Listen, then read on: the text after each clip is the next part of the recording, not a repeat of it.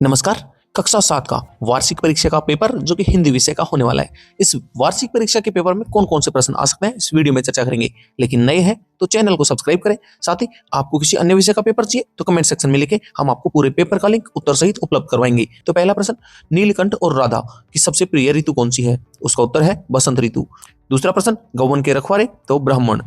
तीसरा प्रश्न, जगदीशपुर में रहने वाले संत थे तो बासुरिया बाबा। चौथा प्रश्न, वर्तनी की दृष्टि से शुद्ध शब्द है तो अध्ययन सही ऑप्शन है। अगले प्रश्न की बात करें तो बेतवा को मेघदूत की प्रेयसी बताया था, किसने बताया था? तो इसका सही उत्तर है कालिदास ने। छठे प्रश्न में खालिस्तान की पूर्ति करनी है तो खालिस्तान भरने के बाद में सही उत्तर आएंगे पेट में जैसे चूहे दौड़ रहे हो। दूसरा, सूरज की चिलम खींचता बैठा पहाड़। आठवां, रहीमन मछली नीर को तज ने छोड़ती छाहा। वहीं नौवां, मीरा के प्रभु गिरधर।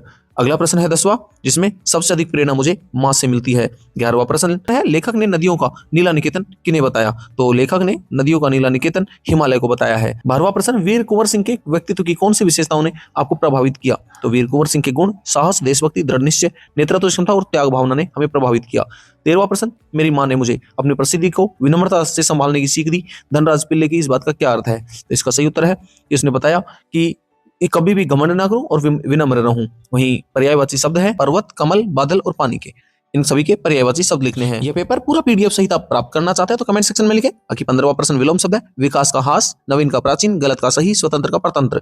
मुहावरों का अर्थ बताना है। 16वें प्रश्न में मन बहलाना, दिल को प्रसन्न करना, मक्खन लगाना, खुशामद करना। 17वां प्रश्न है, क्रिया किसे कहते हैं? उसके प्रकार बताते हैं उदाहरण। तो जिस शब्द से किसी काम का होना या करना प्रकट हो उसे क्रिया कहते हैं। जैसे राम पढ़ता है, सीता लिखती है। 18वां प्रश्न, संधि किसे कहते हैं? संधि के भेद। तो दो वर्णों के मेल से होने वाले परिवर्तन को संधि कहते हैं। संधि 3 प्रकार की है, स्वर संधि, व्यंजन संधि, विसर्ग संधि। गद्य आधारित प्रश्न है जिसमें आपको गद्यांश पढ़ना है और फिर उसके बाद में प्रश्नों के उत्तर देने हैं, जिसमें आपके पास 5 प्रश्न दिए हैं। 5 प्रश्नों में पहला प्रश्न है, लेखिका ने तूफान मेल किसे कहा और क्यों? तो रेलगाड़ी को कहा क्योंकि वह बहुत तेज चलती है। वहीं इसी तरह से 5 प्रश्न जिनके उत्तर सहित पूरा पीडीएफ प्राप्त करना है तो कमेंट सेक्शन में लिखो, हम आपको उपलब्ध करवाएंगे। दूसरे प्रश्न का उत्तर होगा कि लेखिका इस तथ्य से परिचित थी क्योंकि कोई निश्चित स्टेशन नहीं, जहां रोक दी जाए वहीं स्टेशन मान लिया जाता है। तीसरे प्रश्न का उत्तर होने वाला है, बड़े मियाँ के इशारे पर उन्होंने तार के पिंजरे में बैठे 2 मोर के बच्चे देखे। वहीं पिंजरे में दोनों बच्चे तीतरों के समान छोटे छोटे और डरे हुए लग रहे थे। इस गद्यांश का शीर्षक की बात करें तो नीलकंठ पाठ से लिया गया है।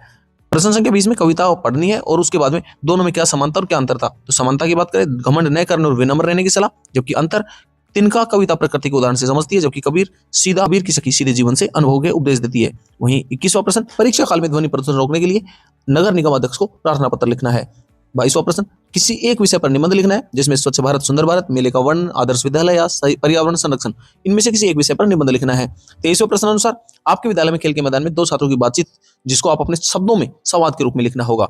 लास्ट प्रश्न, सड़क पर बच्चों की पालन करने वाली 4 सावधानियां बताइए। 4 सावधानियों की बात करें तो आपके पास 4 सावधानियों में सबसे पहले हो सकता है जैसे सड़क पार करते समय दाएं बाएं देख के करें, हमेशा जेब्रा क्रॉसिंग का प्रयोग करें, चलते समय मोबाइल का उपयोग ना करें, ट्रैफिक रूल्स को फॉलो करें। साथ ही इसके अलावा आप किसी अन्य सब्जेक्ट या किसी अन्य कक्षा का पेपर प्राप्त करना चाहते हैं कमेंट सेक्शन में लिखें। आपके साथ आपके दोस्तों को भी फायदा हो इसके लिए उनके साथ शेयर जरूर से करें।